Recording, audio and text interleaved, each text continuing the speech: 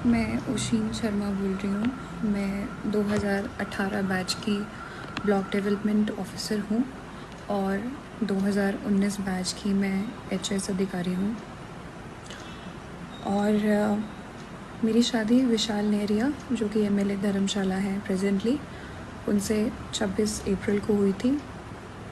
और ये शादी हम दोनों की रज़ामंदी से हुई थी, लेकिन आज की डेट में वो मुझे फ़िज़िकली, इमोशनली अब्यूज़ करते हैं, मेरा शोषण करते हैं, मुझे इमोशनल ब्लैकमेलिंग करते हैं, मेंटल टॉर्चर करते हैं।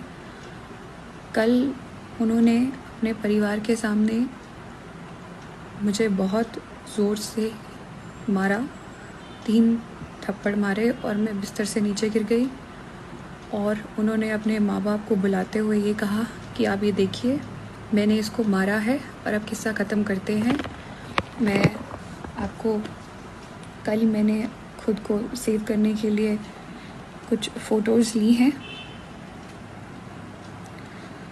आप देख सकते हैं कि उनकी उंगलियों के निशान मेरे चेहरे पे हैं और मेरे पूरे फेस में बहुत ज़्यादा पेन है। मैंने खुद को बचाने के लिए खुद को कमरे में बंद किया और अपने पेरेंट्स को उसी समय कॉल किया और वो लोग मुझे वहाँ से ले गए। मैं बहुत ही ज़्यादा मेंटली परेशान हूँ, क्योंकि कॉलेज में हम लोग साथ थे, लेकिन उसके बाद इनकी इन्हीं हरकतों की वजह से, क्योंकि कॉलेज में भी ये मुझे मारते थे, मैंने इन्हें छोड़ा और मैंने अपनी ज़िंदगी में आगे बढ़ी। लेकिन एमएलए बनने के बाद ये फिर मेरे पास आए और 2019 में आए और मुझे निरंतर शादी के लिए बोलते रहे। मैं 2021 तक मैंने इन्हें मना किया, लेकिन 2021 में मुझे लगा कि शायद ये एक जेन्युइन इंसान है और शायद ये मुझे भूल नहीं पाए हैं कॉलेज से। मैंने इन्हें मौका दिया, लेकिन इन्होंने मेरा बहुत ही नाजायज़ फ़ायदा उठाया है। शादी के चौथे दिन ही इन्होंने मुझे घर से बाहर निकाल दिया। इनके पेरेंट्स उस समय नहीं थे और घर से बाहर निकाल दिया सुबह 4 साढ़े 4 बजे, जब मैं कोविड पॉजिटिव थी, और कहा कि वो सामने रास्ता है, तू चली जा वहाँ पे। और मैं वहाँ चली गई। मैंने कहा मुझे फ़ोन दे दीजिए, इन्होंने मुझे फ़ोन भी नहीं दिया। मैं सड़क पर बैठ गई। आई वॉज़ वेटिंग कि कोई आएगा तो मैं फ़ोन लूँगी, अपने पेरेंट्स को कॉल करूँगी। ये वहाँ आ गए। इन्होंने ग्लास की बॉटल उठाई और थ्रेट किया कि मैं इसको अपने सर पे मार दूँगा अगर तो मेरे साथ वापस नहीं चली। उस ब्लैकमेलिंग के बाद मैं घर चली गई इनके साथ वापस। मैंने कहा आपकी मम्मी को पता होना ज़रूरी है। इन्होंने छुरी ली और रसोई में चले गए, वॉशरूम में खुद को बंद कर लिया और वहाँ पे ये धमकी दी कि मैं खुद को मार दूँगा अगर तुमने बताया। तो मैंने इनके माँ बाप को नहीं बताया।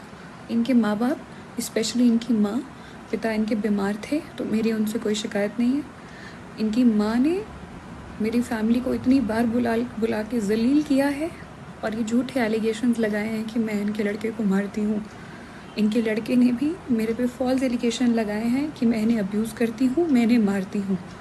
मैं अगर इन्हें मारती हूँ तो आप ये मुझे बताएं, क्या ये इस प्रकार के आदमी हैं कि एक मार खाएंगे? इन्होंने मुझे फरवरी 2021 में भी, चंडीगढ़ में थे हम होटल में, बहुत मारा। उस वक्त ये ड्रंक थे। इन्होंने मुझे आधे घंटे तक पीटा। इस इंसिडेंट के बाद भी जब मैंने कहा कि मैं पुलिस जाऊंगी, तो इन्होंने मुझे वहाँ पे इमोशनल मैनिपुलेशन करके रोक लिया। जब मैंने शादी से मना किया तो इनकी माँ और मासी दोनों मेरे ऑफिस में आके इन्होंने भी यहाँ इमोशनल ड्रामा किया और वो रोई। और मुझे एज ए ह्यूमन लगा कि शायद मुझे एक चांस और देना चाहिए।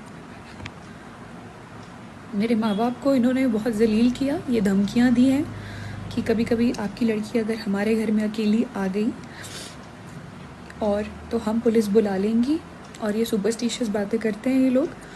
चेले को बुलाएंगे, उसको बुलाएंगे, वो बताएगा कि इस लड़की ने हमारे बेटे को मारा है कि नहीं। इनकी मदर को ये नहीं पता कि ये मुझे किस तरह से थ्रेट करते हैं, इमोशनल ब्लैकमेल करते हैं कि ये खुद को कुछ कर देंगे और मेरे सामने सामने इन्होंने खुद को सर पे स्टील की बॉटल भी मारी। जिस रात मैंने इनसे ये पूछा, जब इन्होंने मुझे बताया कि सुबह इन्होंने और इनकी मम्मी ने कहीं निकलना है, तो एज अ वाइफ मैंने सिर्फ इतना पूछा कि आप कहाँ जा रहे हैं। इनका कहना था कि माँ ने मना किया है बताने से। मुझे गुस्सा आया, मैंने इन्हें झंझोड़ा कि कम ऑन, आपको मुझे बताना चाहिए, I am your wife, I am your partner, I must know. ये उठे और इन्होंने स्टील की बोतल अपने सर पे मार ली। उस स्टील की बोतल में आज भी डेंट है। बाद में ये मुझ में एलिगेशन लगाई है कि मैं इन्हें अब्यूज़ करती हूँ और मैं इन्हें मारती हूँ। इनकी माँ ने ये तक मेरी माँ को फ़ोन करके बोला है कि आपकी लड़की हमारे लड़के को मरने पे मजबूर कर देगी। मेरा ये वीडियो बनाने का एकमात्र ये मकसद है कि मैं सबसे, पुलिस से और सभी से सिर्फ अपने अपने परिवार की सेफ्टी चाहती हूँ। और अगर इन्हें कुछ भी होता है तो I am not held responsible for that, I should not be held responsible for it. ये लोग कोई किसी भी प्रकार का एलिगेशन लगा सकते हैं। Vishal has been forcing me to have a kid. I have told him numerous times that he is not mentally fit to be a father, and he has been forcing me. He doesn't allow me to have a contraceptive also, and मैंने पूरी कोशिश की है कि मैं pregnant ना हूँ इस स्टेज पे, और मैंने खुद को बचाया है। और इसने मुझसे इसी बात पे बहुत बार झगड़ा किया है, ब्लैकमेलिंग की है कि मैं कभी नदी में कूद जाऊंगा, मैं ये करूंगा, मैं वो करूंगा। ये सब इंसिडेंट कल आके ख़त्म हुए जब इन्होंने मुझ पे हाथ उठा के मुझे नीचे फेंक दिया और अपने माँ बाप को बुला लिया कि मैंने इसे मारा है। मैं अपना सारा सामान लेके अपने माँ बाप के साथ रहत आ चुकी हूँ। आज से पूरे 5 दिन बाद मेरी ट्रेनिंग है हिब्बा में 1 जुलाई से। मेरा ये वीडियो बनाने का बस ये मकसद है कि मेरे पे कल को इस प्रकार की कोई एलिगेशन ना लगे, और जिस तरह की मेंटल एगनी और हैरेसमेंट मेरे साथ हुई है वो फ्यूचर में किसी और औरत के साथ ना हो। Being a woman and being a civil servant, बस मेरी यही रिक्वेस्ट है। हमारे चैनल से जुड़े रहने के लिए सब्सक्राइब करें हमारा चैनल सो न्यूज़ 24 और ऐसी ही ताज़ा तरीन खबरें जानने के लिए बेल आइकन को हिट करना ना भूलें।